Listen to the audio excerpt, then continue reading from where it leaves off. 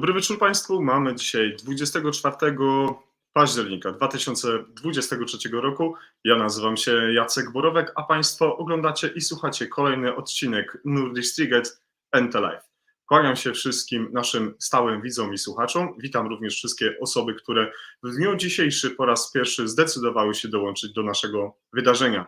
Jest mi niezmiernie miło, drodzy Państwo, że wspieracie nas swoimi zasięgami w mediach społecznościowych, po to, byśmy mogli docierać do coraz większej ilości osób, które nas mogą poznać i wysłuchać. Kłaniam się nisko naszym stałym współorganizatorom, stałym partnerom. Lukas Felczer, bardzo serdecznie dziękuję za obecność. Jest z nami również ratownik na Wyspach, jest oczywiście Polskie Towarzystwo Pielęgniarstwa Ratunkowego, jest Marek Maślanka, ale są też profile dzisiaj wspierające. Jest z nami pani Mirela Motyka z Akademii, BLS Akademii właśnie zatytułowanej, nazwanej Mirela Motyka. Jest oczywiście z nami profil Krzysztofa Frymarkiewicza, Fryta, który również swoimi zasięgami nas wspiera. Jest z nami również Marek Maślanka, który jak zwykle pomaga, udostępnia informacje, które są zawarte w naszym kalendarzu. Pozdrawiamy już wszystkich widzów i słuchaczy, którzy zebrali się na naszym Facebooku i na naszym kanale YouTube. Napiszcie, drodzy Państwo, koniecznie, skąd nas dzisiaj oglądacie, skąd nas dzisiaj słuchacie, dodając, bardzo zawsze o to proszę, ten hashtag NTLive, tak, żebyśmy w algorytmie Facebooka mogli być jak najbardziej widoczni.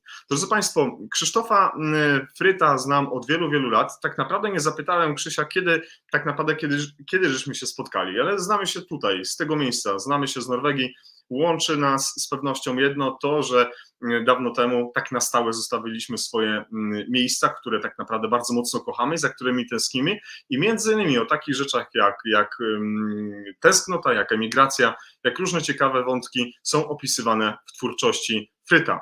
A właściwie Krzysztof Frymarkiewicz to polski raper znany ze swojego charakterystycznego podejścia do właśnie tematyki emigracyjnej. Nasz gość urodził się w Jastrzębiu-Zdroju i dorastał na osiedlu kopalnianym w Pawłowicach Śląskich, gdzie w 1999 roku rozpoczął swoją przygodę z rapem, dołączając do lokalnego składu rapowego. Krzysztof podczas studiów w Poznaniu na Wyższej Szkole Hotelarstwa i Gastronomii zmuszony był przerwać swoją działalność muzyczną ze względu na częste zagraniczne praktyki. Spędził około 3 do 5 lat, 3 z 5 lat około 3 z 5 lat studiów pracując we Francji, a w 2009 roku podjął pracę w Norwegii, gdzie do dziś pracuje w branży gastronomicznej. Zapewniam Państwa, że świetnie Krzysztof gotuje. W Norwegii w 2010 roku Fryt poznał Mateusza Bulsa, znanego jako Lolek z Gryfina, który również wcześniej tworzył muzykę. Wspólnie założyli pierwszy polski rapowy skład w Norwegii o nazwie EMGR Emigranci. Niestety w 2013 roku skład przestał istnieć po tragicznej śmierci Mateusza, co uniemożliwiło wydanie pełnego albumu. Po kilku miesiącach przerwy od muzyki Krzysztof Fryt kontynuował swoją twórczość rapową w wolnych chwilach. W 2015 roku pojawił się na legalnej składance hip-hopowej Drużyna Mistrzów 3 z utworem Droga na szczyt. Jego najbardziej znane utwory to 300 mil do nieba, Rozum versus serce oraz Wataha, które poruszają tematykę życia człowieka na emigracji. Krzysztof w 2017 roku został wyróżniony w plebiscycie Wybitny Polak w Norwegii w kategorii osobowość dzięki polskiej ambasadzie organizacji Teraz Polska, która, drodzy Państwo, przyznawała te nagrody właśnie wybitnego Polaka. W 2019 roku Krzysztof wystąpił w norweskiej edycji programu Mam Talent, gdzie, drodzy widzowie i słuchacze, należy o tym wiedzieć, zdobył złoty przycisk, co umożliwiło Krzysztofowi występ w półfinałach na żywo jako jednemu z niewielu Polaków przebywających na emigracji. Do dziś Fryt nagrywa utwory w wolnych chwilach, często poruszając tematykę nadal emigracyjną. Na jego fanpage na Facebooku ma już ponad 30 000 obserwujących, a można go znaleźć również na platformach takich jak YouTube, Spotify oraz Instagram. A dzisiaj, drodzy Państwo, w naszym miejscu w Nordistriget w NT Live można spotkać również Krzysztofa. Cześć, witam Cię, dobry wieczór. Witam wszystkich, witam Ciebie Jacku, jak to ładnie mnie przedstawiłeś. Fryta na końcu. Wiesz, od tego świata w początku byłem Fryta, nie? Później z czasem ewoluowało i został Fryt, nie? Doskonale. Krzysztof, miło Cię widzieć. Cudownie było przed chwilką spotkać się jeszcze z Twoją kochaną żoną. Bardzo dobrze wyglądacie, świetnie, jak zwykle razem się prezentujecie, ale ja wiem, skąd do nas dzisiaj mówisz, skąd nas dzisiaj słuchasz, ale koniecznie zdradź widzom i słuchaczom NT Live, gdzie nas dzisiaj zaprosiłeś. Dzisiaj jesteśmy u mnie w domu w Westby, czyli 30 km od Oslo bodajże. Taka mała miejscowość, słynie oczywiście z outletów, w drodze do Szwecji. No, wsi spokojna, wsi wesoła, jak to mówią, nie? Ekstra. Widzimy, że za Tobą sprzęt, nie tylko róże dla małżonki, ale sprzęt, słuchawki, mikrofon, czyli cały czas tworzysz, cały czas jesteś muzycznie płodny. Rozumiem, że tutaj żadnej taryfy ulgowej nie ma. Wiesz, to jest tak, że tak naprawdę była bardzo długa, bo ja miałem praktycznie prawie rok czasu przerwy uwarunkowanej tym, że gdzieś tam troszeczkę zwątpiłem w siebie i jakoś nie miałem siły do nagrywania, no ale całe szczęście pewni ludzie zmotywowali mnie z czasem i to po prostu przyszło i że przed wakacjami ruszyłem od nowa do nagrywania. Mikrofon, który sprzedałem, kupiłem sobie lepszy. I wszystko poszło do przodu, czyli ruszyłem tematy, miałem 2 projekty, które siedziały cały czas w głowie i te projekty teraz wychodzą. Jeden wyszedł przed wakacjami, teraz wychodzi jeden i jeszcze jeden 11 listopada, tak więc teraz dopiero te owoce pracy wyjdą i to na pewno też da dużo więcej motywacji, nie?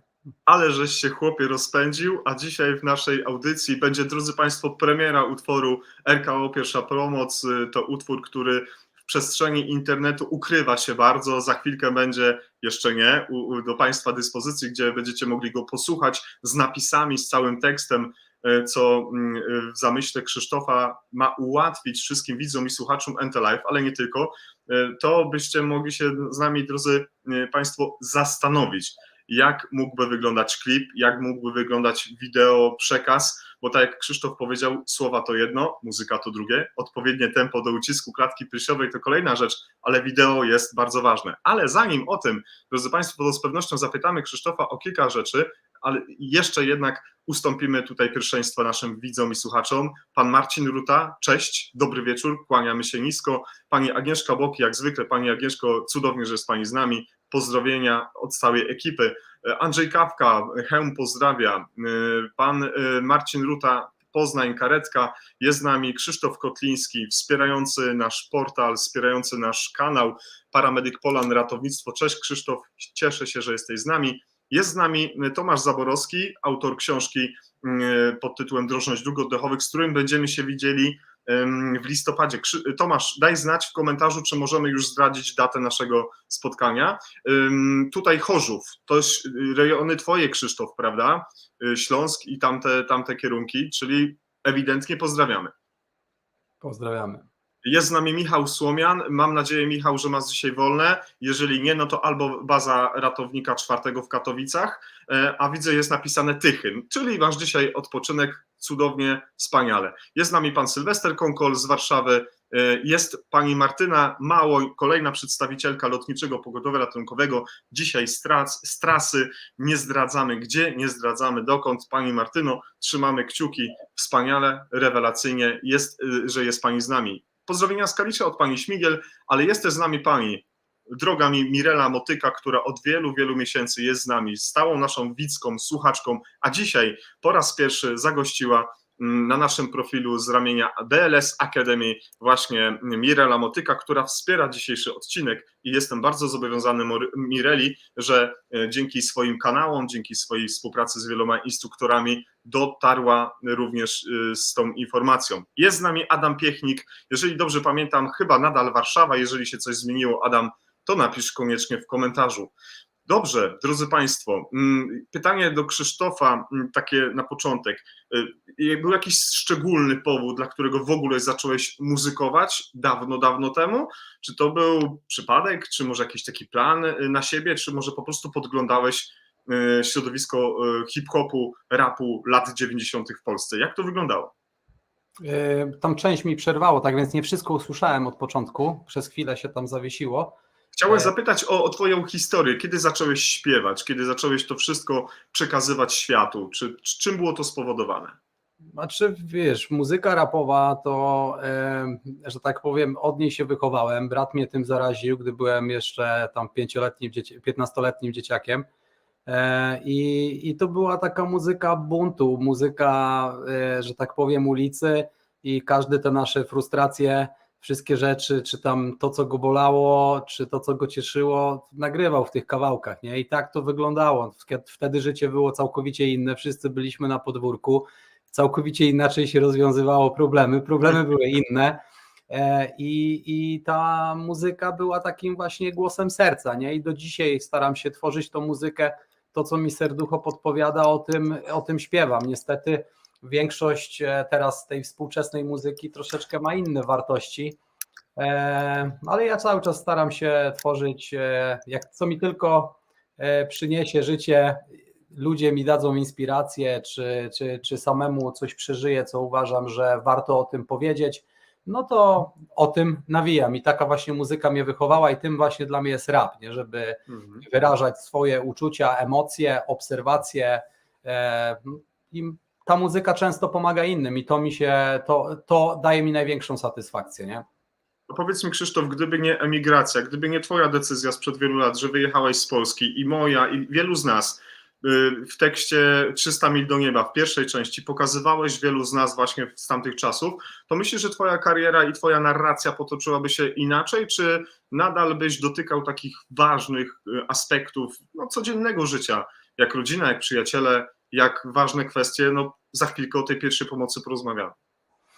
Wydaje mi się, że to wszystko właśnie zależy, jak te życie się potoczy, nie? Akurat w moim przypadku była to emigracja i od tylu lat już żyję na emigracji. Tutaj założyłem rodzinę, tutaj dzieci się urodziły i to wszystko się toczy się wokół tego, nie? Tak więc skupiam się na tym, jak to nawijał kiedyś Rysiek Peja, jakie życie, taki rap. W nim zawarte jest wszystko, nie? I na pewno mogłoby to się inaczej potoczyć.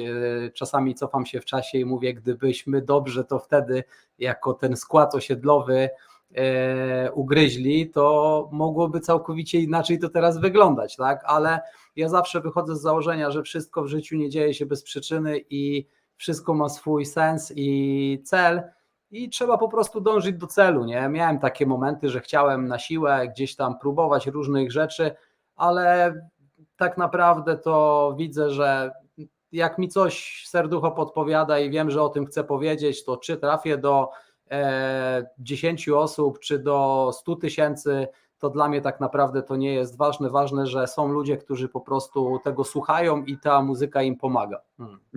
Jesteśmy teraz na twoim profilu YouTube'owym, mam nadzieję, że to widać. Drodzy Państwo, napiszcie w komentarzu, czy to, co teraz podajemy, jest dla Was czytelne, bo za chwilkę będziemy pokazywać też piosenkę, więc taki test dobrze byłoby zrobić. To jest moja pierwsza prośba, a druga jest moja prośba, koniecznie zwracajcie, drodzy Państwo, dzisiaj uwagę na czas, bo musimy punktualnie zakończyć audycję, bo jak nie zdążę do pracy, to mnie wyleją i będzie tyle z tej mojej kariery ratowniczej w Norwegii. Krzysztof, takie pytanie kontrowersyjne, jak tak przewijam teraz twój YouTube, to która z tych utworów, które z tych elementów, które są zawarte na tym profilu w twojej ocenie są dla ciebie najbliższe sercu? No i może w 2 zdaniach powiedz dlaczego. Znaczy powiem tak, bo każdy numer ma jakiś tam swój większy przekaz i który lubię bardziej lub mniej. Ja osobiście ostatnio bardziej jestem skierowany w te nowe numery, które wychodzą, tak? Czyli bardzo mi się osobiście podoba kawałek Algorytm, który jest bardzo osobisty, który właśnie pokazuje takie trochę załamanie artysty. Tu masz właśnie trzeci, który jest, czy kawałek właśnie AI, który jest o starych, nowych czasach. To są takie nowsze numery, które gdzieś tam ja teraz bardziej się czuję, że są akurat na czasie, tak? A powiedz mi, kiedy pamiętam pierwszy raz się z tobą spotkałem, może nie w ogóle w życiu, ale kiedy pierwszy raz żeśmy zaczęli dyskutować o utworze, który już wtedy ci chodził po głowie, żeby przygotować piosenkę o pierwszej pomocy, o tym, co chciałeś przenieść. Miałeś jakieś swoje konkretne powody? Czy to może jakieś doświadczenia w rodzinie? Może sam udzielałeś komuś pomocy? A może, no właśnie, czym to było spowodowane? Znowu mi część urwało, ale tak z końcówki już wiem mniej więcej, co chciałeś powiedzieć. Tak wydaje mi się, że jeżeli chodzi właśnie o numer RKO i o całą inspirację, to dobrze wiesz, że jakiś czas temu miałem sytuację zdrowotną, która gdzieś tam mnie przeraziła i zadzwoniłem do ciebie, bo w tej chwili potrzebowałem pomocy i ty potrafiłeś mnie uspokoić i nakierować tak, żebym się nie stresował, bo były to dość poważne problemy z głową i skończyło się operacją. No ale całe szczęście wszystko się dobrze skończyło, no ale w takim momencie, jeżeli nagle masz objawy podobne do udaru mózgu i lądujesz w szpitalu na udarowym i tak wiesz, nie wiesz, co się tak naprawdę wydarzy, co ci jest, no to tutaj się pojawiłeś się i te pomocne słowa w tym momencie dużo znaczyły dla mnie, tak? I to na pewno gdzieś tam miało na mnie wpływ. Druga sprawa, pamiętam dzień, jak mi powiedziałeś kiedyś, Fryd, a może byś zrobił numer o pierwszej pomocy, nie? I pierwsze, co ja sobie pomyślałem, to no, ja w ogóle sobie tego nie wyobraziłem, nie? Ja tak sobie pomyślałem, chyba oszalałeś, nie? Że jak można zrobić numer o pierwszej pomocy. No ale gdzieś tam po głowie to chodziło. Po jakimś czasie wysłałeś mi też numer słowackiego rapera Separa KPR i zobaczyłem ten numer i pomyślałem sobie wtedy, że to jest tak naprawdę genialne i to jest tak ważne dla społeczeństwa, że czemu nie zrobić czegoś takiego po polsku, tak? Czyli, bo mogłem sobie pomyśleć, że ludzie mogą pomyśleć sobie, że jakby kradnę czyjś pomysł na takiej zasadzie, ale ja poszedłem do tego na zasadzie takiego challenge'u, nie? Czyli to jest challenge w dobrym czynie, tak można powiedzieć, nie? Czyli to jest numer, który trafi do szerokiego grona, do młodych ludzi przez muzykę, przez obraz i na pewno nauczy każdego ważnych rzeczy, nie? I dla mnie to też było duże wyzwanie, bo można byłoby pomyśleć, że to jest proste, jak już jest jakiś numer zrobiony, zrobić kawałek o pierwszej pomocy. No i od tamtej pory mi to siedziało w głowie, a że później miałem trochę przerwy. Jak wiesz, później się odezwałem, że wracam do tematu, bo motywacja wróciła, był na moim pulpicie już od dawna. No i napisałem do mojego producenta, od którego często kupuję produkcje muzyczne, do Poszfiksa. Napisałem mu moje wytyczne, że chcę, żeby był w takim tempie, żeby był w takim trochę klasycznym stylu. Mniej więcej dostał swoje wytyczne, no i wysłał mi w sumie wersję i od razu mi się spodobała. No i co? I były szukanie różnych materiałów, siedzenie na stronie Gowu, czytanie po kolei, żeby nie zrobić żadnych, bo to się cały czas zmieniają niektóre zasady, dlatego trochę miałem tego studiowania, a problem w tym jest, żeby to wszystko jeszcze zarymować tak, żeby to się rymowało, tak? Aha. Ale dość szybko poszło, udało się. Oczywiście drobne poprawki wprowadzone przez ciebie praktycznie nie skomplikowały aż tak mi tego, żebym to nie mógł dalej zrymować i udało się to poprawić. I myślę, że efekt jest bardzo fajny, a jeżeli jeszcze to uzupełnimy fajną wizualizacją, teledyskiem z różnymi grafikami, to wydaje mi się, że naprawdę będzie to bardzo fajny, edukacyjny numer, który może trafić do naprawdę dużej ilości ludzi i być pomocnym narzędziem przy kursach pierwszej pomocy, przy różnych szkoleniach. Mam nadzieję, że numer pomoże, tak? Ja powiem szczerze, że sprawił mi dużą przyjemność ten numer. nie był prosty, aczkolwiek był dla mnie wyzwaniem, ale wyzwaniem w dobrym celu, że tak powiem. No właśnie, no to jeżeli mówisz, że nie był prosty, to co było najtrudniejsze?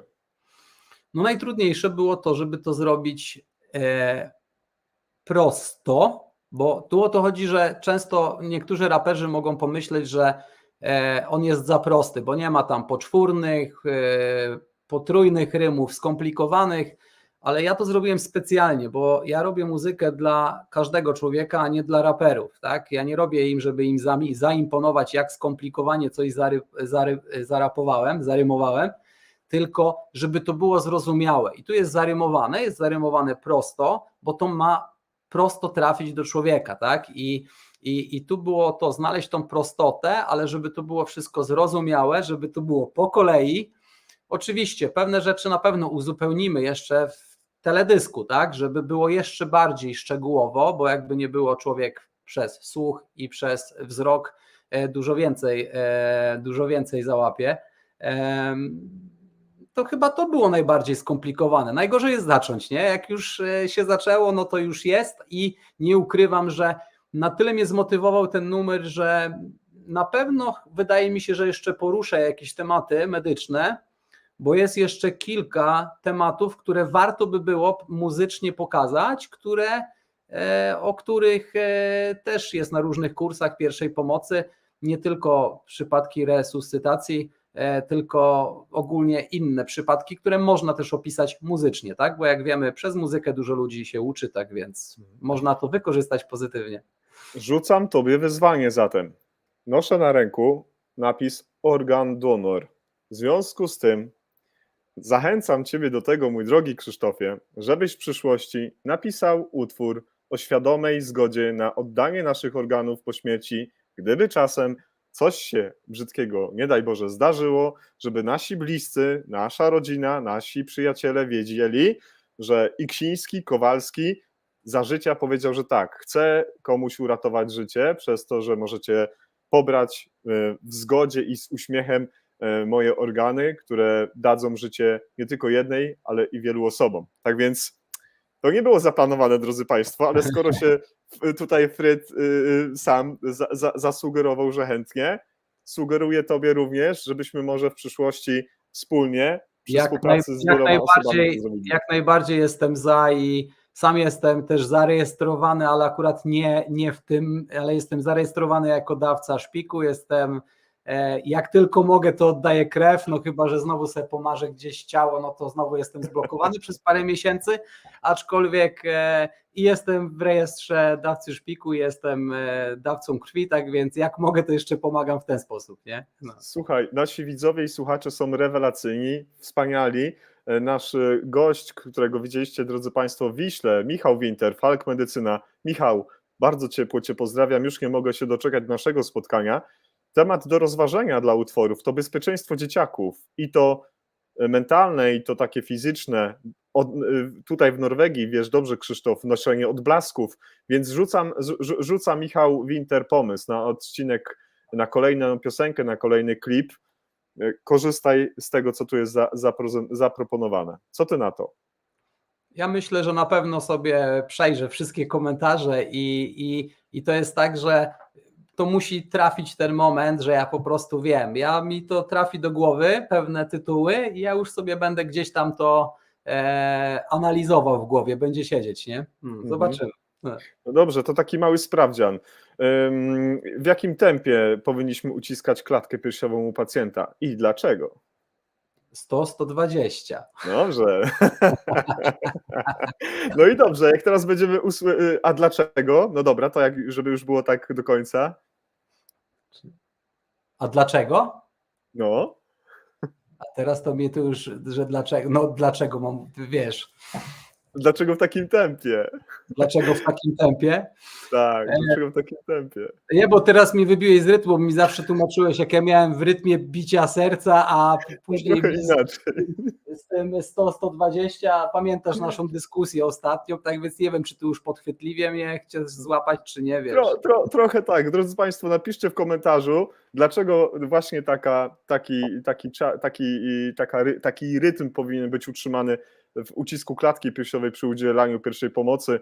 a zaraz zapytamy i się sami przekonacie, drodzy Państwo, czy ten rytm został utrzymany w utworze, który zaraz usłyszymy. Jak uważasz, Krzysztof, udało się to 100-120 utrzymać, czy raczej były z tym problemy? Wydaje mi się, że się udało, tak? Nie mnie tutaj do końca oceniać, nie? Bo ja nie mam częstego doświadczenia tak jak wy, całe szczęście, ale takie dałem wytyczne i tak ta rytmika jest zrobiona, aczkolwiek to jeszcze jest też w teledysku i w postprodukcji pewne rzeczy też mogą być tam lekko zmienione, tak więc tutaj mamy jeszcze troszeczkę do dyspozycji, aczkolwiek wydaje mi się, że jest wszystko tak jak należy, tak? A powiedz mi, jak zareagował producent tego kawałka, jak zadzwoniłeś do niego, powiedziałeś, że chcesz mieć taki beat w takim tempie i on będzie w takim temacie. Co on ci powiedział? Zwariowałeś, chłopie, czy powiedział wow, sztos, świetny pomysł? Czy powiem szczerze, że jakoś nie zagłębiałem się, wiesz, ja tutaj chyba bardziej był temat po prostu klienta i zamówienia, tak, coś takiego chcę zrobić, nie, i czasami mam projekty, któremu opisuję to i to chcę, czasami się wstrzeli, czasami muszę nagrać do innego bitu, a on mi po prostu później robi do tego swoją wersję, nie. Tak więc nie wiem, co myśli, to jest producent, który działa z czołówką polskiej sceny hip-hopowej i już od dawna tworzy muzykę i też rapował, ale wydaje mi się, że myśli, że spoko inicjatywa. A spotkałeś się w środowisku hip-hopowym u osób, które w tym środowisku, w tej branży medycznej albo w tym rodzaju muzyki się poruszają, którzy śpiewali, opowiadali historię właśnie zdrowia, właśnie śmierci, właśnie odchodzenia, ale z punktu widzenia medycznego. Sam powiedziałeś, że chciałbyś kilka wątków jeszcze nagrać, a możemy znaleźć jeszcze kogoś w naszych bibliotekach muzycznych, polskich wykonawców, którzy o taki temat się otarli, czy jesteś pierwszym z nich? Powiem szczerze, że teraz tak na chwilę, jak sobie myślę, może gdzieś jakieś tematy ktoś poruszał, ale nie stricte takiej pierwszej pomocy, takich rzeczy, tak mi się wydaje. Przynajmniej na chwilę obecną sobie nie przypominam, tak? Pani Katarzyna napisała, bo uciski są mniej efektywne niż samodzielna praca mięśnia sercowego. A Państwo jaki macie pomysł? Dlaczego 100-120 na minutę powinniśmy uciskać klatkę piersiową poszkodowanego? Czekamy na Państwa sugestie, czekamy na Państwa opinie. Jest pośród nas kilku przynajmniej świetnych instruktorów i to pierwszej pomocy, ale też zaawansowanych procedur. Może Państwo jako kadra tutaj się wypowie. Ja w białej koszulce jestem cywil. Do pracy za 1,5 godziny. Tutaj Michał napisał OSTR, moje życie po śmierci. Taki utwór został nagrany. Krzysztof, z pewnością znasz ten kawałek. Ogólnie cała płyta OSTR-a, który oczywiście nawijał swoją całą historię o tym, jak to określił, pękło mu płuco podczas koncertu i cała ta historia była genialna ogólnie pod tym względem, nie? Tutaj akurat tak bardziej patrzyłem pod względem jakby tej medycznej części, nie? To tam gdzieś nie rzuciło mi się w uszy. Wiem, że teraz powstają różnego rodzaju projekty typu piłeś, nie jedź, antyalkoholowe, takie projekty powstają we współpracy z aktorami, tak więc coś takiego się dzieje, tak? Wiem, że teraz właśnie Pichu coś zrobił, z Kemkę bodajże, Grabowski tam chyba brał udział, z czego co widzę, nie? Ale no ja tutaj, wiesz, zalatany, tu gotuję, tu strzygę, w międzyczasie rapuję, tak więc nie zawsze mam czas, jeszcze jak ma się rodzinę, dzieci, to nie mam czasu, żeby wszystko sprawdzać na bieżąco, nie? Bo jak mam chwilę, to się biorę za tworzenie swoich rzeczy, nie? Widzicie Państwo, człowiek orkiestra. Wpadnijcie do Krzysztofa, dobrze zjecie, jest świetnym barberem i jeszcze Wam przy tym wszystkim będzie ładnie podśpiewywał, zanuci coś, a jak trzeba będzie, to może jeszcze sprzeda Wam dobry kontakt do dobrego tatuażysty, u którego się dziara. Nie chcę, żebyś się tutaj obnażał przed kamerami, chociaż myślę, że wtedy zasięgi nasze by wzrosły o 453%, ale fajnie, że masz taką zajawkę i cieszę się. A jeszcze jedno pytanie, zanim będziemy szli w kierunku właśnie premiery, zademonstrowania utworu. Powiedz mi, jakie masz doświadczenie ty i Kasia jako rodzice dzieci, które, no właśnie sam powiedziałeś, urodziły się już w Norwegii, chodzą do szkół norweskich. Ile tam jest mówienia o pierwszej pomocy? Ile tam jest budowania świadomości związanej z pierwszą pomocą, z bezpieczeństwem, z tymi rzeczami, z którymi się często spotykamy w mediach? Widzisz jakąś szczególną uwagę, do której się to przykłada? Czy ja powiem szczerze, że akurat pod względem takiej nauki pierwszej pomocy, czy takich tematów, to nie do końca byłem informowany, żeby mieli takie szkolenia. Aczkolwiek z czego co widzę, no to tak zwany berectskap, czyli tam zabezpieczenie, że tak przygotowanie do różnych takich kryzysowych sytuacji, to oni mają często szkolenia pod względem ewakuacyjnych, pożarowych. Podejrzewam, że pierwszej pomocy też mają dość częściej, tylko po prostu tu jest tyle rzeczy tak naturalnych, że może nie do końca o nich mówią, tak? Tak mi się przynajmniej wydaje, tak? Bo jeżeli jest tak, że my w pracy tak naprawdę praktycznie minimum raz do roku, a często 2 razy do roku mamy kursy pierwszej pomocy przypominające po prostu, to wydaje mi się, że od najmłodszych lat w szkołach tak samo to jest powtarzane, tak, żeby cały czas od najmłodszych lat uczyć tych młodych ludzi, tak.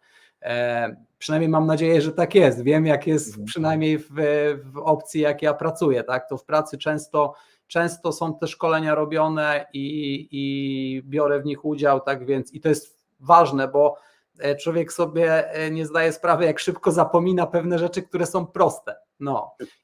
I jeżeli idziesz na taki kurs i zaczynasz rozmawiać na pewne tematy, wymieniać się doświadczeniami, to w tym momencie nagle budzisz się i nagle zdajesz sobie sprawę, że nagle możesz się znaleźć w takiej sytuacji, tak? I to jest dobre, aby często to powtarzać, tak?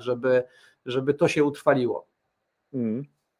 No to prawie tak idealnie słowo w słowo mówią instruktorzy, propagatorzy pierwszej pomocy, kursów i szkoleń. Pojawiają się odpowiedzi na to dosyć, wypadałoby, można było powiedzieć, bardzo oczywiste pytanie. Pani Agnieszka napisała, by komory serca mogły się wypełnić krwią i zapewnić najbardziej optymalną frakcję wyrzutową. To jest strasznie trudny wyraz dla tych wszystkich osób, które się tym nie zajmują.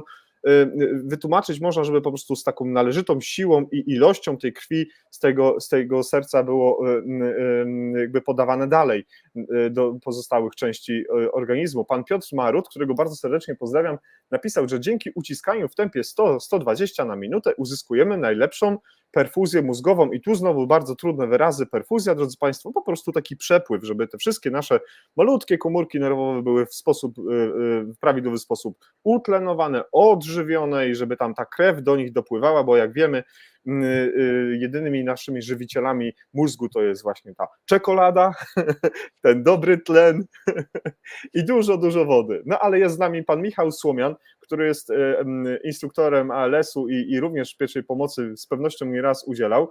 100-120 daje najlepszy stosunek wyrzutu serca versus nawrotu żylnego do serca. Boże święty, panie Michale, a tak po ludzku, dla białych ludzi, którzy niekoniecznie są związani z medycyną, z pierwszą pomocą, tak jakbyśmy mogli to jeszcze w lepsze słowa ubrać, bo są dzisiaj z nami widzowie, słuchacze, którzy nie są związani z zawodami medycznymi i myślę, że będzie im trochę łatwiej. Dziękuję za Wasze odpowiedzi. Jak ktoś coś jeszcze ciekawego wymyśli, plus ubranie tego w inne słowa będzie nam nieco lepiej.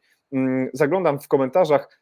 Falk Medycyna, wspomniany wcześniej Michał Winter, a dzisiaj cały, może nawet zarząd nas słucha. Kto wie, kto nas gdzieś tam podgląda dzisiaj z Falk Medycyna.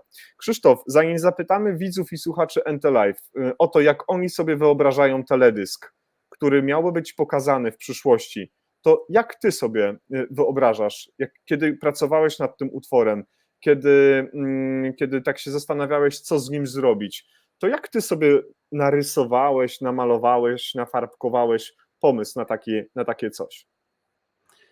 Powiem tak, że pierwszą wizją moją była taka, abym był osobą, która po prostu jest osobą poszkodowaną, tak jakby idę gdzieś na mieście i nagle się coś wydarzy i taka była opcja, żeby zrobić to w normalnym gdzieś miejscu na mieście, zaaranżować po części taką sytuację i później przejść do całej akcji już bardziej zbliżonej, żeby nie pokazywać otoczenia, i skupić się właśnie dokładnie na tym, co śpiewam, uzupełniając to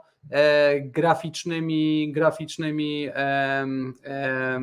obrazami, które jeszcze bardziej ułatwią każdemu zrozumienie ten kawałek, tak? I gdzieś miałem tam różnego pomysły takie, żeby możliwe, że w tym momencie, w którym ja bym załóżmy był ratowany, mój duch mógłby stać obok i rapować przy okazji, nie? Że tak jakby do samego końca on będzie gdzieś tam obok, mniej czy bardziej widoczny.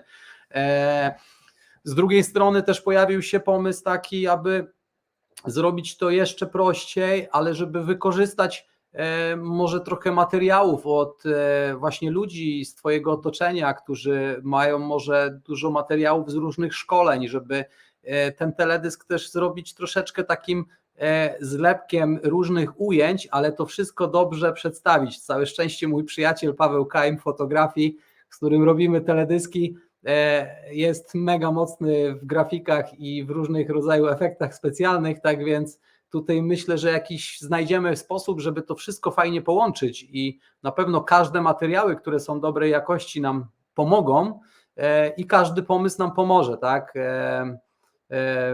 Ważne jest, żeby każdy wiedział, że my to wszystko robimy, że tak powiem, w wolnym czasie, z własnych środków wszystko i staramy się to zrobić z pomysłem, ale żeby to było zrobione na najwyższym poziomie, tak? I zależy nam na tym, żeby to było zrobione jak najlepiej i cały czas myślimy, no mieliśmy nadzieję, że nam się uda akurat na 16 października, niestety nie udało nam się wyrobić z tym kawałkiem, troszeczkę za późno się obudziłem, żeby Pawła trochę pomęczyć, ale kończymy jeden teledysk i nie mogliśmy wyjść po prostu na drugi, ale obiecujemy, że do końca roku postaramy się jak najszybciej, wyjdzie teledysk do tej piosenki, tak więc i mam nadzieję, że będziecie w stanie pomóc w jakiś tam sposób, dać jakieś pomysły, jak to ugryźć, czy zrobimy to tutaj zdalnie, że każdy wyśle jakieś ujęcia i pomysły, czy może zorganizujemy w ogóle jakąś akcję wspólnie i spotkamy się czy w Polsce, czy w Norwegii, bo może łatwiej będzie w Polsce, ale możemy przylecieć i wtedy po prostu zorganizować coś razem wspólnie, bo może to być fajny sposób do tego, aby razem zrobić sobie taki z jednej strony warsztat, kurs w pewnym sensie połączony z kręceniem teledysku i z tego można by mieć i fajny backstage z powstawania takiego klipu, a z drugiej strony też każdy może dużo wyciągnąć, tak? Bo tutaj wydaje mi się, że w tej całej branży medycznej teraz też ważne jest zdrowie psychiczne, w tych czasach przynajmniej teraz. Coraz więcej ludzi widać ma problemy przez to, że wszystko drożeje, przez to, co w mediach jest pokazywane.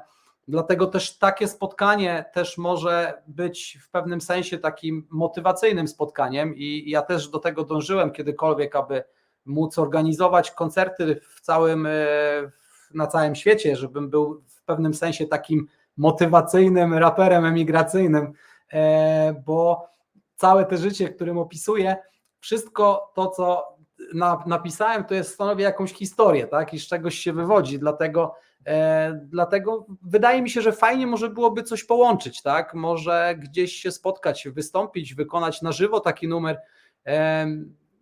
No, ja jestem otwarty na wszystkiego rodzaju propozycje i to jest, mi się wydaje, bardzo, bardzo fajny temat, tak? No, my tutaj jak nagrywamy, no to mamy domowe warunki, rozkładamy green screena gdzieś na ścianie, tego nie widać później w teledyskach, nie? Ale na pewno nie mamy ułatwionego zadania bez dobrych warunków, tak? Tak więc, no wiesz jak jest. No. Jasna sprawa. Trzeba się jakoś ratować i trzeba sobie jakoś radzić, drodzy Państwo. Zapraszamy do komentowania tej rozmowy. Pokazaliśmy przed chwilą na ekranach ta informacja dla wszystkich słuchających nas na Spotify, albo dla tych osób, które jadą w tym momencie samochodem. Pozdrawiamy te osoby bardzo szczególnie. Proszę uważaj na siebie, jak teraz jedziesz, żebyś dotarła do celu. Cieszę się, że jesteście, drodzy Państwo, z nami. Dziękujemy za te odpowiedzi, które udzieliście, drodzy Państwo, jeśli chodzi o to moje pytanie, dlaczego akurat z taką prędkością będziemy tę klatkę piersiową uciskali. Propozycje, o których mówił Krzysztof, wyślijcie do nas na kontor@nuristriget.no, adres jest w komentarzu. Bardzo się cieszę, że, drodzy Państwo, do nas piszecie i jesteście z nami. Adam Piechnik napisał nam długi komentarz. Drogi Adamie, bądź tak uprzejmy, podziel go na dwie części, żebyśmy nie zasłaniali całego ekranu i żebyśmy mogli zamieścić go w całości, bo ja w takiej długim, w wielu linijkach nie jestem w stanie go pokazać całego. Odniesiemy się do tych Twoich słów już za moment, już za chwilę. Krzysztof, co Ty na to, żeby o 17:41 spróbować włączyć ten utwór? Mam trochę tremę, bo zawsze, kiedy dotykam technicznych rzeczy, a zupełnie nie jestem techniczny, zawsze coś mi tam nie wychodzi, ale mam nadzieję, że dzięki dobrym aniołom i ludziom uda nam się teraz ten utwór zaprezentować. Co Ty na to? Jak najbardziej jestem za, tak więc puszczaj. Szkoda tylko, że jeszcze nie z teledyskiem, ale przynajmniej mamy nad czym pracować. No. Jasne. Co mówią muzycy hip-hopowi, raperzy, kiedy zaczynają dawać jakiś utwór? Co się mówi? Dajesz, lecisz, kręcimy, nie wiem, jakie tam są słowa. Ja jestem, wiesz, zwykłym chłopakiem, który nawija do zwykłych ludzi, tak więc ja bym tylko zaprosił Was, abyście sprawdzili. Mam nadzieję, że przedstawiłem to prosto i że będzie to zrozumiałe i że nie popełniłem żadnego faux pas. No, na pewno numer jest bardzo ważny dla mnie, bardzo ważny dla społeczeństwa i nie ukrywam, że sprawił mi niesamowitą przyjemność, aby nad nim popracować i cieszę się, że go skończyłem w takiej wersji, jak go skończyłem. Oczywiście zawsze można zrobić lepiej, ale zawsze trzeba sobie powoli poprzeczkę podnosić. Człowiek już wie bardziej, jak to będzie wyglądać. Tak więc zapraszam wszystkich do sprawdzenia i oczywiście do zamknięcia oczu i wyobrażenia sobie, jakbyście zobaczyli, jakbyście widzieli teledysk do tego numeru, a może chcecie być częścią tego teledysku, tak więc nic nie stoi na przeszkodzie. Zapraszam. Ale jeszcze się nie żegnamy. Ja mam tylko dla Ciebie taką wiadomość, drogi Krzysztofie, że wczoraj rozmawiałem z panem Hironinem Wroną, z Hirkiem Wroną, któremu wysłałem Twój utwór, poprosiłem go, żeby dzisiaj był z nami, ale Hirek ma dzisiaj pracę w Polsacie. Pan Hirek obiecał, że posłucha Twojego utworu i odniesie się do niego i też zaproponuje, co on by tutaj dołożył od siebie, jeśli chodzi o teledysk związany z pierwszą pomocą i hip-hopem, więc to jest taka moja niespodzianka dla Ciebie. O, super. No to dobrze, drodzy Państwo, nie uciekajcie po prezentacji utworu, po premierze, dyskusja, jak ten wideoklip powinien wyglądać. No to lecimy.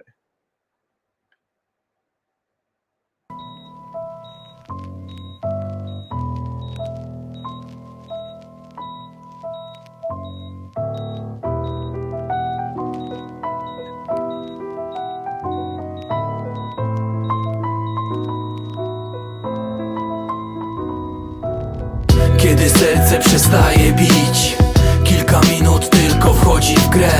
Bohaterem musisz być ty, by człowiek mógł żyć, anioł śmierci wiesz czego chce. Kiedy serce przestaje bić, ważne by zachować zimną krew. Będę walczył dla ciebie dziś, tak abyś mógł żyć, nie poddam się. Tylu ludzi umiera szybko, niektórzy za szybko. Czasami można pomóc, wyścig z czasem, gdy jesteśmy blisko. Zachować zimną krew i dać siebie wszystko. Wszystko w naszych rękach, trzeba działać, nie stać jak publiczność. Taka rzeczywistość, od nas zależy, co z tym zrobimy. Na tą okoliczność nie znasz dnia ani godziny. Członek rodziny czy zupełnie nieznajomy, piszę do ciebie, abyś był tego świadomy. Na początku najważniejsze jest bezpieczeństwo, tak więc zadbaj o to, aby wam nic nie groziło. Życie ma pierwszeństwo, nawet kiedy to szaleństwo w tym momencie was totalnie przeraziło. Halo, czy mnie słyszysz? Nie ma żadnej reakcji.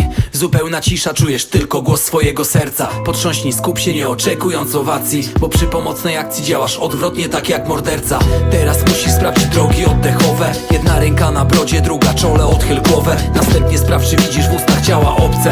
Jeśli tak, to usuń, złapać oddech będzie dużo prościej. Następnie oceń oddech, przyłóż ucho do twarzy. Przy tym obserwując klatkę, usłyszysz albo zauważysz, gdy jest oddech oraz bije serce. Wtedy pozycja bezpieczna, gdy odwrotnie bierz sprawy w swoje ręce. Pomocy krzyknij, bo wtedy przyda się każda. Wybierz 112, głośny tryb, ta reakcja bardzo ważna. Połóż dłonie dokładnie na środku klatki. Serce nie bije, zrobisz to za nie, takie są fakty. Uciskaj całym ciałem, łokcie wyprostowane. 5 do 6 centymetrów, wszystko idzie zgodnie z planem. Nieistotne, że połamiesz przy tym żebra. Uciskaj 30 razy w rytmie 100-120.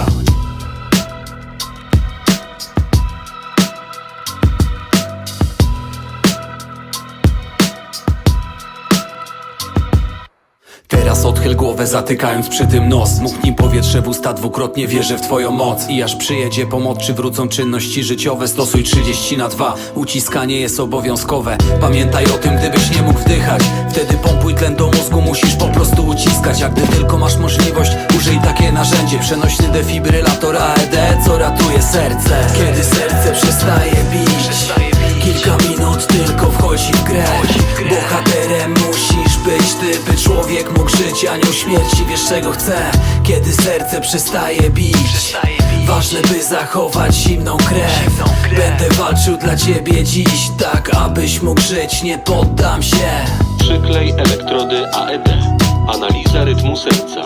Defibrylacja zalecana. Nie dotykaj pacjenta. W celu defibrylacji naciśnij pomarańczowy przycisk. Defibrylację wykonano. Takie mam ciarki. Takie mnie ciary przeszły. Zobacz, Krzysztof, co mi zrobiłeś. Rewelacja, rewelacja. Naprawdę. Zobacz, co ty robisz, chłopaku. Takie rzeczy. Już patrzymy, co tam, bo napisałem, drodzy Państwo, czekamy od Was na feedback. Bardzo Was prosimy. Dajcie znać w komentarzach, co tutaj się dzieje. Koniecznie napiszcie, co myślicie o tym, co właśnie zostało Państwu zaprezentowane.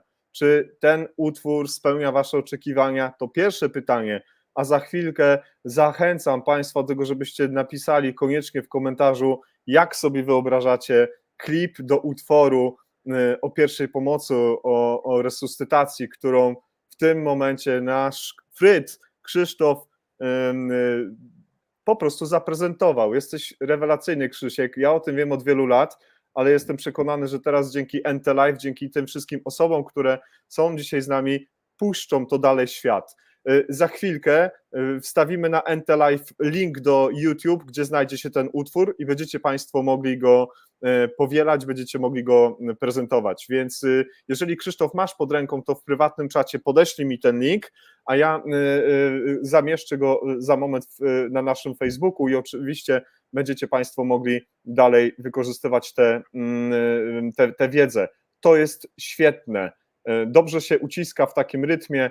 Pani Mirela napisała z BLS Academy, gotowi do ratowania, napisali czat. Brawo, pani Kinga. Pani Agnieszka napisała, super forma, by edukować w przyjemny i zrozumiały sposób. Pani Ilona napisała, bomba, wykorzystam w najbliższych zajęciach. Czy pani Ilona może, Krzysztof, wykorzystać taki utwór? Oczywiście, jak najbardziej. To właśnie o to chodzi, żeby to było pomocnym też narzędziem dla każdej osoby, która szkoli, tak? Bo jak dobrze wiemy, dużo młodych ludzi nawet nie do końca, pierwsza pomoc, jak zwykle, parę ucisków, to wszystko wiem jak jest, ale posłuchają, zaraz gdzieś się zajmą telefonem i nie będą, że tak powiem, skupieni na tym. A tak gdzieś to będzie chodzić po głowie i wydaje mi się, że przez tą muzykę może na pewno pomóc, tak? I ktoś wróci nagle, zobacz o pierwszej pomocy, no to i gdzieś tam podejrzewam, że zostanie, tak? Nawet tym najmłodszym. Jest rewelacyjnie. Już podajemy link tutaj do naszego zaplecza technicznego.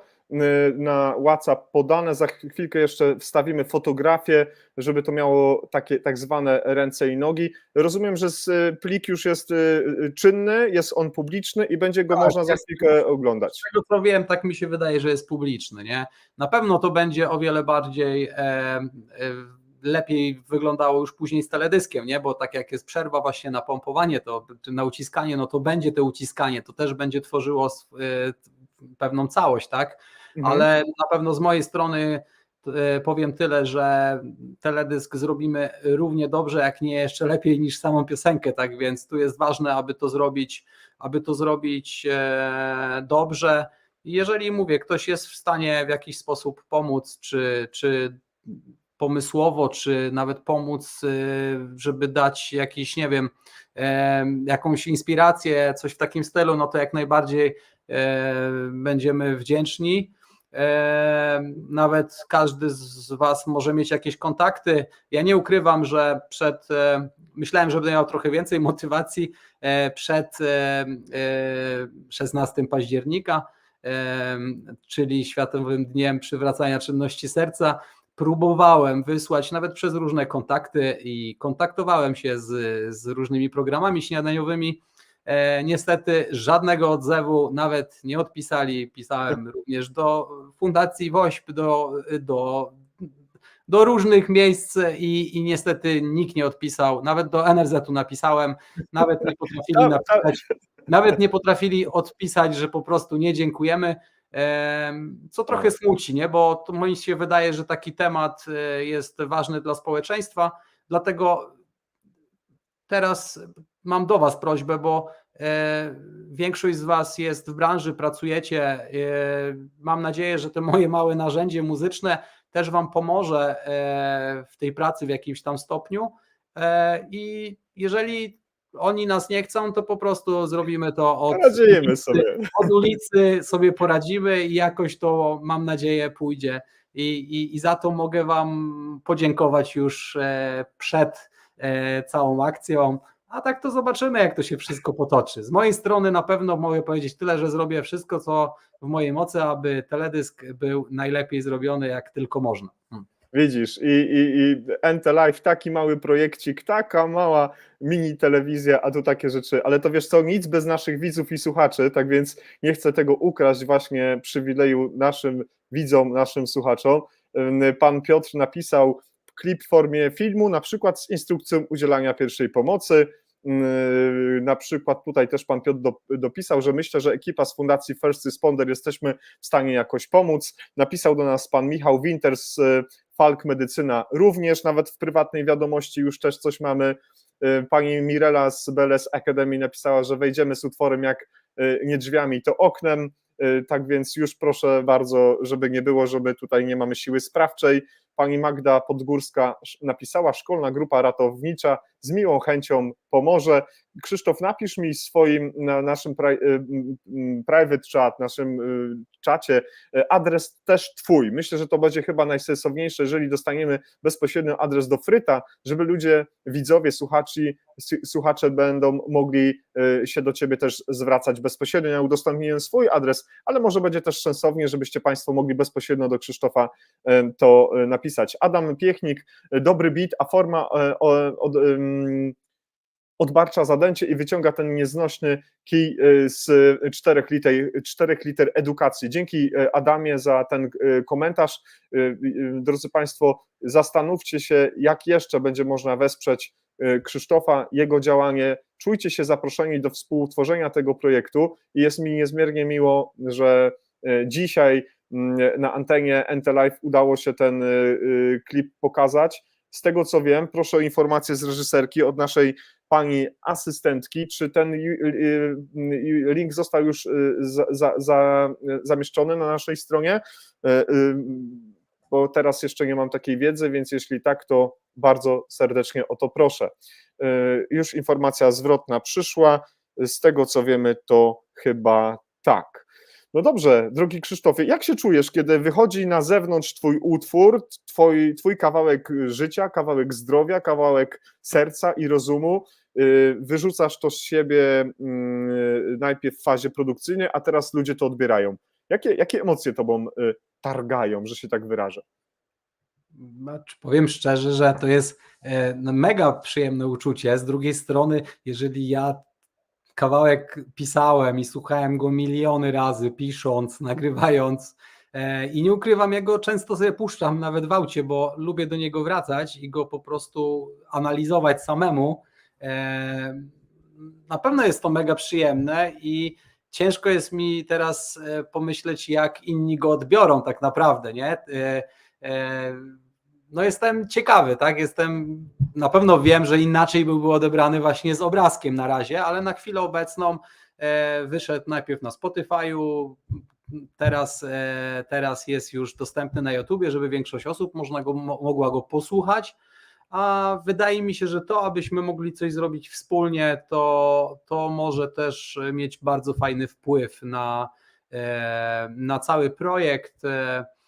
Tak więc to jest kawałek, który i tak czy tak będzie żył wiecznie, bo to jest tematyka, która mimo tego, że się jakieś tam małe zasady mogą gdzieś tam zmieniać, ale ogólnie cała bryła zawsze jest taka sama i założenie tego numeru jest, że tak powiem, uświadamiać ludzi od najmłodszych, a że właśnie przez taki gatunek muzyczny można troszeczkę łatwiej trafić i mam nadzieję, że to zrobi. Nie? To niech to trafi ze 100 osób, niech to trafi do 5, to już jest sukces, tak? Bo to jest właśnie wirtualny kurs pierwszej pomocy. O tak. No właśnie, to ja mam do Państwa prośbę. Właśnie otrzymałem informację od pani Jagody, która tutaj moderuje nasze działania dzisiaj. Pokażmy Krzysztofowi, jakie zasięgi jesteśmy w stanie tego posta zrobić. Drodzy Państwo, wejdźcie za chwilkę na nasz profil Nurdistriget na Facebooku, tam to już jest zamieszczone i poślijcie w świat. Zobaczymy. Trudno będzie zliczyć Wasze kliknięcia wszystkie i uśmiechy, i emocje, i tak zwaną gęsią skórkę, którą ja też miałem, ale dajcie też znać w komentarzu pod tym linkiem, pod tym postem, czy się Wam podoba, czy jesteście usatysfakcjonowani i komentujcie jak najlepiej się tylko da, zarówno chęć pomocy oraz Wasze przemyślenia związane z utworem, który właśnie dzisiaj o 17:41 na antenie NT Live wybrzmiał. Utwór Bomba. Obstawiam, że młodzież w ten sposób zapamięta wszystko krok po kroku. Bardzo chętnie dołączę go do szkoleń. To kolejna osoba napisała. Przemysław Sobaniec napisał: brawo Fryd. Serdecznie dziękuję za takie słowa pani Mirela, pozdrowienia dla twórcy, dla pani asystentki i dla mnie. Pani Mirelo, dziękujemy bardzo za to dzisiejsze wspieranie nas, wszystkim współorganizatorom, którzy dzisiaj zostali wymienieni na początku. Jeżeli kogoś pominąłem, to przepraszam, ale wydaje mi się, że wszystkich przytoczyłem. Z Lukasem Felczerem, z Marcinem Wojcieszakiem, którego pozdrawiam, konsultowałem twój utwór, to tak nie było, odpowiedzialność była rozproszona, muszę ci powiedzieć. Lukas otrzymał, posłuchał, pokazał, jest git, lecimy z tematem. Tak więc faktycznie, brawo Fryd, do słów pana Przemysława Sobańca się odwołuję. Było mi niezmiernie miło Ciebie, Krzysztof, przywitać w naszej społeczności pierwszy raz w NT Live, ale mam nadzieję, że nie ostatni, bo obiecałeś mi, że kiedyś utwór o donacji organów wybrzmi z Twoich ust i z Twojego sprzętu. Na to bardzo liczę i na to bardzo czekam. Ja myślę, że jeszcze w najbliższej przyszłości kiedyś pojedziemy razem na jakąś konferencję i wykonamy na żywo ten numer. Tak więc jak najbardziej jestem za.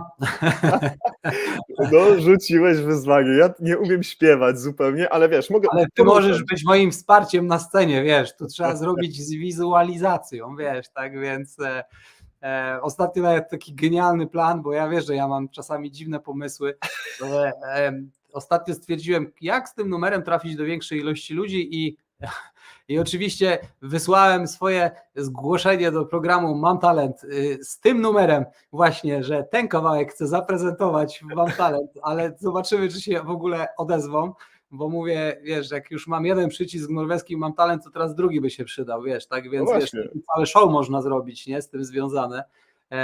Ale tak więc to taka śmieszna, wiesz, anegdotka na koniec, wiesz, chciałem sprawdzić, czy się w ogóle odezwą, nie, ale jak to się mówi, trzeba próbować z każdych drzwi wchodzić, bo to jest zbyt ważny temat, a niestety Jasne. już poznałem to, jak wyglądają sprawy medialne. Niestety, jak nie masz kontaktów albo nie zapłacisz komuś, to nigdzie nie wejdziesz, tak więc wiesz, w tych branżach medialnych oczywiście, nie? No. Jasna sprawa. W tym momencie, drodzy Państwo, wklejam link w komentarzach do naszego postu, który już został zawarty na stronie, na Facebooku naszym. Bądźcie tacy uprzejmi, komentujcie to, co się za chwilkę tam będzie pod tym postem działo. Będzie mi niezmiernie miło przekazać te informacje. Krzysztof z pewnością będzie obserwował to, co się za chwilkę będzie działo na naszym Facebooku. Minęła godzina 18. Ja bym z Tobą, Krzysztof, mógł tak do jutra, ale tak jak powiedziałem, jak nie dotrę do pracy na 19, to mogą mnie dzisiaj skrócić o głowę. Jakby Państwu było mało Krzysztofa, jego twórczości, to zapraszam na Instagram, zapraszam na Spotify, gdzie można znaleźć utwory Krzysztofa, utwory Fryta. To była niezmiernie wielka przyjemność Cię spotkać, Krzysiu. Życzę Tobie, Kasi, Twoim dzieciakom wszystkiego najlepszego i do zobaczenia i do usłyszenia w kolejnym odcinku NT Live, ale gdzieś tam na jakiejś imprezie albo przy jakimś dobrym jedzeniu, które z pewnością nam ugotujesz. Dokładnie. Ja również dziękuję za rozmowę i dziękuję wszystkim widzom i słuchaczom za wszystkie komentarze, za to, że byliście z nami. No i mam nadzieję do zobaczenia, do usłyszenia. No i miłego wieczoru, a Tobie oczywiście życzę spokojnego dyżuru, abyś się nie napracował, bo chyba to jest najważniejsze w Twojej pracy, aby po prostu nie było za dużo pracy, że tak powiem, tak? No. Czuwanie, a jak już trzeba komuś pomóc, to żeby rzeczywiście tej mocy wystarczyło. Drodzy Państwo, to był kolejny odcinek 4. już serii NT Live Nordic Triget. Krzysztof Rymarkiewicz, Fryt, Jacek Borowek, NT Live. Do zobaczenia, do usłyszenia już niebawem. Dowiecie się Państwo o kolejnych wydarzeniach na naszej nordiskowej antenie. Pozdrawiamy, do usłyszenia.